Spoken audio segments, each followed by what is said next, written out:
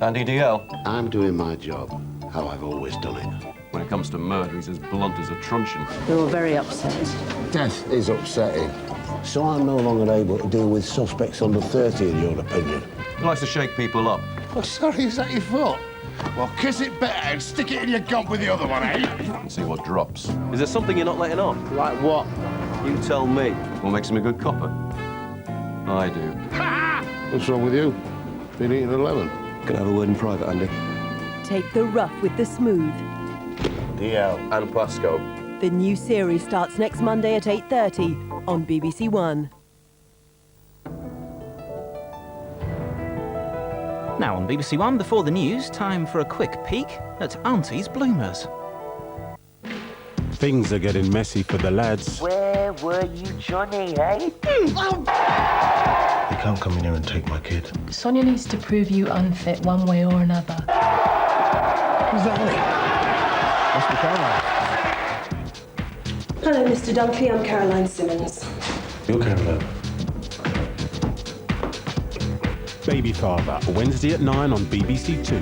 Don't worry. Still respect you in the morning.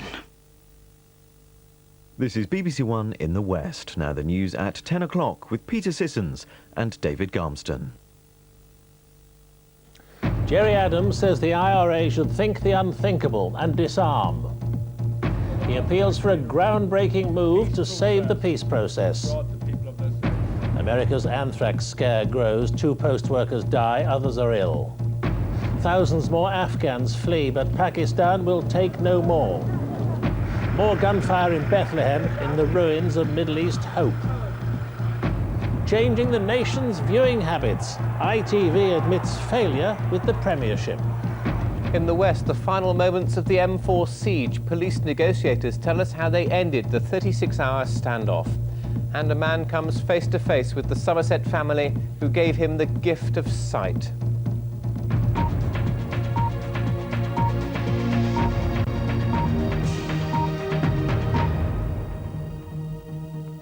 Good evening.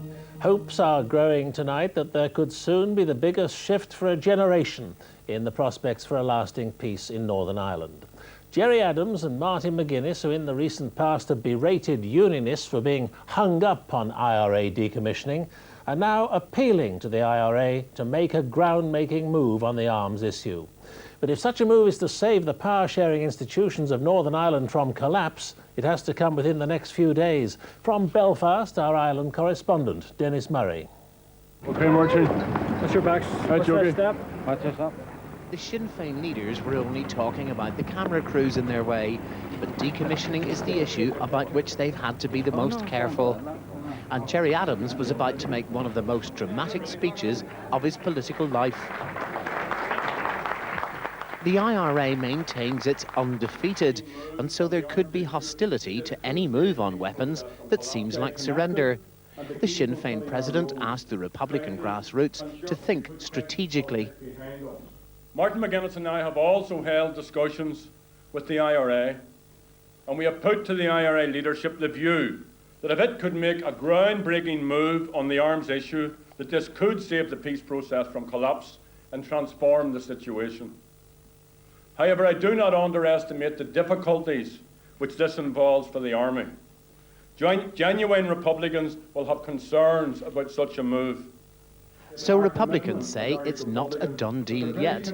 But Gerry Adams and Martin McGuinness have never asked the IRA for anything to which they were expecting to be told no. On that basis, the Ulster Unionists and security chiefs were at one. I don't believe for a second they would make such a call unless they expected action and action to follow pretty soon. And that's the real significance. I think clearly within the text there is an anticipation that there is action to come, and there is an anticipation. For example, when Mr. Adams talks about others will say that the IRA has acted under pressure, and I think it's quite clear that he anticipates more to come. General John de Chastelain, the head of the decommissioning body, now holds centre stage. He insists on being present at any act of decommissioning to verify it properly. Nothing can be taken for granted in this process, but if and when the IRA does move on weapons, then that really will be history. Dennis Murray, BBC News, Belfast. Well, to discuss the implications of today's remarks by Sinn Féin, I'm joined now by Dennis Murray from Belfast, and in Downing Street, our political editor Andrew Marr. But Dennis, first, what's your judgment on that big question? Would Adams and McGuinness have made this move today if it wasn't a done deal which they can deliver? They are quite adamant it's not a done deal yet. Quite a lot of the tone of that news conference, well, that speech, not news conference, was about Republicans should go think about this, dwell on it, and so on and so forth. I must say, though, it does have the air of a done deal. One thinks back to the 1997 when the IRA ceasefire was put back in place. Sorry, there are fireworks going off here. Only fireworks, I hasten to add, where Martin McGuinness and Gerry Adams said they were going to ask the IRA to renew its ceasefire, and everyone immediately assumed that would mean new ceasefire, and so it was. So this could happen within days, but we honestly just don't know. It does look, though, as that something is going to happen on decommissioning by the IRA. Andrew Marr, are they pretty certain there in Downing Street that the IRA will disarm? And what will the IRA get out of it from Britain if they do?